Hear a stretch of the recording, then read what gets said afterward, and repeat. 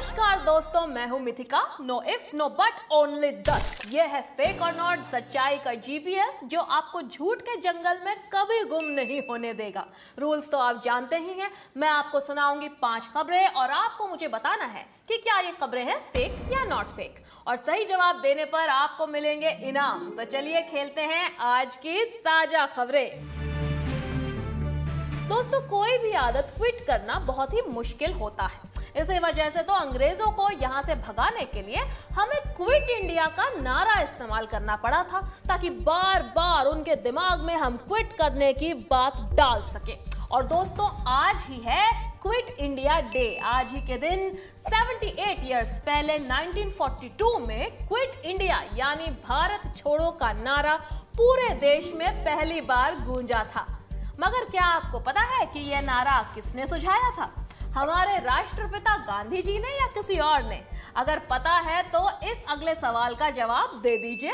1942 के कांग्रेस के सेशन में भारत छोड़ो यानी क्विट इंडिया का नारा गांधी जी ने सुझाया था। फेक या नॉट फेक? मुझे तो लगता है कि गांधी जी हमारी आजादी मूवमेंट के विशाल भारद्वाज थे। जैसे विशाल जी फिल्मों में directing, acting, music, singing, editing और प्रोडक्शन करते हैं, उसी तरह गांधी जी ने भी हमारी आजादी की लड़ाई के लिए भाषण दिए, स्लोगन दिए, लोगों को एकजुट किया, अंग्रेजों से बहस की और देश को फैशन ट्रेंड्स भी दिए। तो जाहिर सी बात है कि शायद उन्होंने ही भारत छोड़ो का नारा भी दिया होगा।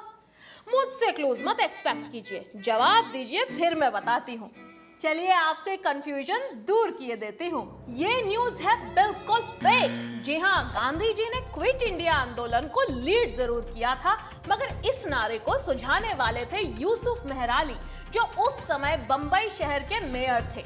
यूसुफ जी ने सिर्फ ये नहीं बल्कि साइमन गो बैक का नारा भी दिया था। वाह, यह तो इंडियन फ्रीडम मूवमेंट के ऑफिशियल कॉपीराइटर निकले।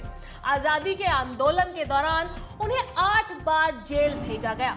मैं उन्हें और उन सबको सैल्यूट करना चाहूंगी जिनके कारण हमें मिली आजादी। जय हिंद।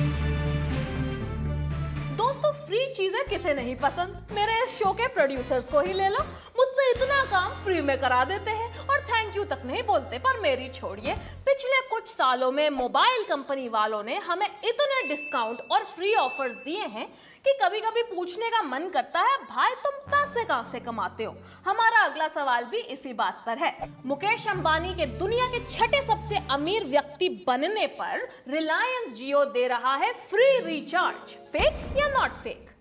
मुझे तो लगता है कि एक दिन मुकेश जी इतने अमीर हो जाएंगे कि वो भारत के बैंकों से नहीं, बैंकें उनसे लोन लेंगी। मगर मुझे तो लगता है कि ये न्यूज फेक है। देखिए, कोई भी आदमी, दुनिया का 6ठा सबसे अमीर आदमी, लोगों को मुफ्त की चीजें बांट कर तो नहीं बनता। और इसीलिए दोस्तों, ये न्यूज है बिल्कुल totally oh my god fake. Jio की तरफ से ऐसा कोई भी फ्री रिचार्ज ऑफर नहीं किया गया है। ये एक फेक मैसेज है जो लोगों को एक फेक वेबसाइट पर ले जाता है। ऐसे मैसेजेस और वेबसाइट से बचिए प्लीज। ये एक बहुत बड़ा स्कैम है और कई मर्तबा ये लोगों से पैसे चुराने की स्कीमें भी होती हैं। इसलिए इनसे बच के रहिए, क्योंकि जीरो पेमेंट के चक्कर में कहीं आपका अकाउंट का बैलेंस जीरो ना हो जाए। लोग कहते हैं कि मैंने अपने काम से बहुत नाम कमाया है, शायद किसी दिन पैसे भी कमा लूंगी। मगर कुछ लोग हैं जिन्हें खानदानी जागीर में इतना पैसा मिलता है कि उन्हें जिंदगी भर ना पैसा ना नाम कमाने की जरूरत होती है। ऐसे ही एक शख्स द हैदराबाद के निजाम, जिनकी दौलत के किस्से आज भी हैदराबाद में सुनाए जाते हैं। ये दौलत कितनी बड़ी थी वो तो मैं नहीं जानती, मगर जानती हूँ कि अगला सवाल इस दौलत के बारे में है। हैदराबाद के निजाम 1937 में दुनिया के सबसे अमीर व्यक्ति थे। फेक या नॉट फेक? जिस शहर में 4 मीनार हो वहां के राजा तो धनी ही होंगे ना।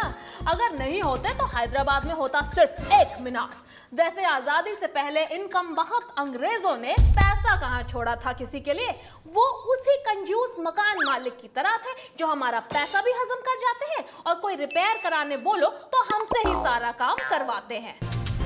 और दोस्तों, ये न्यूज है बिल्कुल नॉट फेक। हैदराबाद के निजाम एक जमाने में थे दुनिया के सबसे अमीर इंसान। टाइम मैगजीन ने भी उन्हें अपने कवर पर फीचर किया था और उन्हें इस दुनिया के सबसे अमीर आदमी का खिताब दिया था। ये इतने धनी थे कि इनके कमरे में पड़ा हुआ पेपर वेट भी एक ऑस्ट्रिच के अंडे जितना बड़ा हीरा था। इनके महल के झूमरों की डस्टिंग के लिए इन्होंने 38 मुलाजमों को रखा हुआ था और इनके मुलाजमों की डस्टिंग के लिए इन्होंने रखे हुए थे 76 जापानी रोबोट। दोस्तों, आप अपने फ्री टाइम में क्या करते हैं? मैं अपने फ्री टाइम में गूगल इमेजेस में जाके शाहरुख खान शर्टलेस के रिजल्ट्स पे जूम इन करती हूँ और चाणक्य नीति भी पढ़ती हूँ।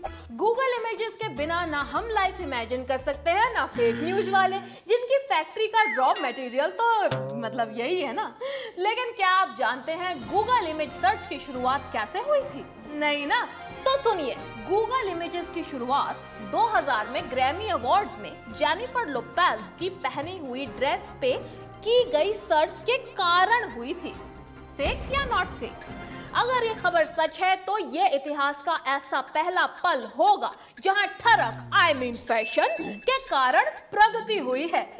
आप मुझसे पूछे तो असली आश्चर्य की बात यह है कि आज 20 साल के बाद भी जे.लो इस फोटो में same to same carbon copy लग रही है।